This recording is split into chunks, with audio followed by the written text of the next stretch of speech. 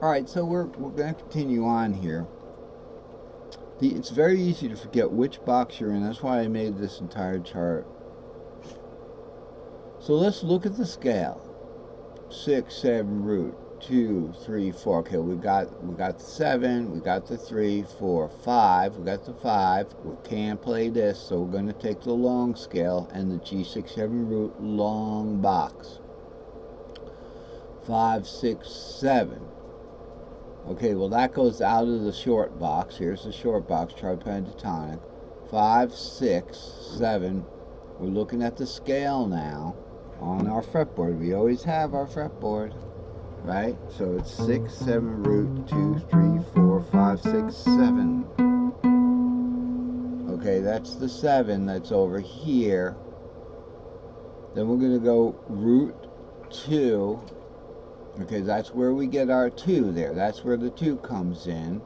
And then we're going to cut out of that to the 3. We're not going to play away on that third. We're going to cut out on G string cutout, half a string shape, simply count root 2. You know 3 is going to be the open string if you're cutting out the open string note. If you're cutting out of a string shape on the G string, it's going to be right there. Okay, that's just the way the string shapes work. So it's going to be right there. It's going to be 3. So you just count root 2, 3, 4, 5. Guess what? There's 3 right there. So that's where those notes are coming from that scale.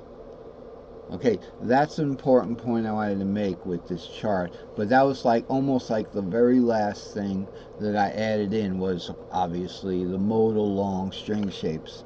And I totally ended up confusing people, but I think it's not too bad, not too dense. Okay, so we are looking at, once again, chart 432, cage half chord positions, open positions at the half chord, all modal 7ths. So what do we have? We have our cage, C, A, G, E, D, C. C added here and here just to complete the transition from E to C and the transition from C to G, okay, C to E and C to G. So we have, we know what's going on either way on the end posts. Okay, I just talked about why we added the long patterns here so we can see those long scales and place those notes in the cutout scale. Now it's going to be the cutout scale. It's not going to be the long scale, but it's as long as the playaway longs because we have other string shapes that are taking it into this. For instance, in this C345, we have 3, 4, 5, 6, 7 root in the C box, a normal C tripentatonic, C, E, G. Okay, and also down here it's C, E, G right here, but it's also D minor, E minor, and A minor in the C box. We're coining the two buddies down here as C and C-shaped half diminished shape. That's interesting. Here's C-shaped, 5 root 3, 5 root 3, and then there's C half diminished shaped. We're going to take it, half diminishing it, we'll take this this F sharp to an F, the root goes to 7, so it's like a bent C shape, 4, 7, 2. Okay, and then on string interval 4, okay, 7 up to here to 2, 4 goes 7 up, still in the long pattern. So counting, if we do scalular, we've got 3, 4, 5, 6, 7 root, 2, 3, 4, 5, 6, 7, but we're going to take the cutout scale to help us place where these notes are. Now we've got a convenient, nice fourth of the C string shape down underneath on the B string. I wanted to tell you one perk about this chart is that we get, because we're figuring out where these notes are, we get an easier time understanding. And once again, I've added the C underneath the 7th, so you can see that these two are linked. This is a C shaped, this is a C half diminished shaped, but we're used to now. We can see where these notes come from. Let's look at the you know, the scale will be 3, 4, 5, 6, 7 root 2, 3, 4, then 5, 6. We're going to cut out to the 7. See where the 7 comes in? Now we can relate it to a scale that we would definitely want to be playing. That scale, 3, 4, 5, 6, 7 root 2, 3, 4, 5, 6. Cut out to a 7 root 2. Open string. G string cutout's always going to go to the open string. 7 root 2, 3, 4, 5.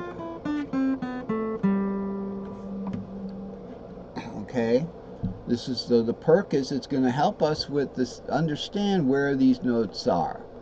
Okay, so now that we got all of the advanced theory out of the way, now let's look at the chart for what it is. Again, it's all 5 cages and 1 added for the end post. We're going to be doing modal 7th chords. I found it's so much easier. Talk about half diminished. Why? Remember, the little paint splash is on the 7th of the mode. So the 7th of the 7th mode is the 6th of the root, right? So we've got that.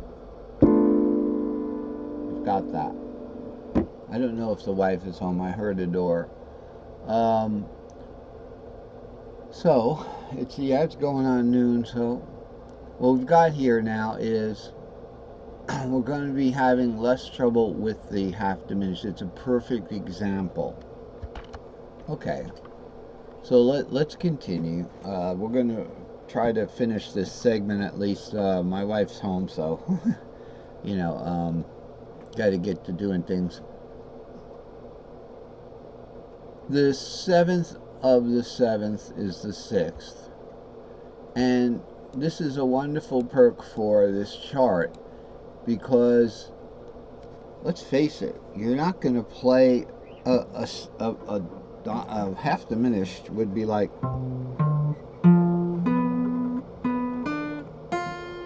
you can't play that chord, it's too big. So the chord's going to be scrunched up anyway. You know, so it's better to just look at, so what are we in? We're in the G box there. Okay, we're definitely in the G column right there.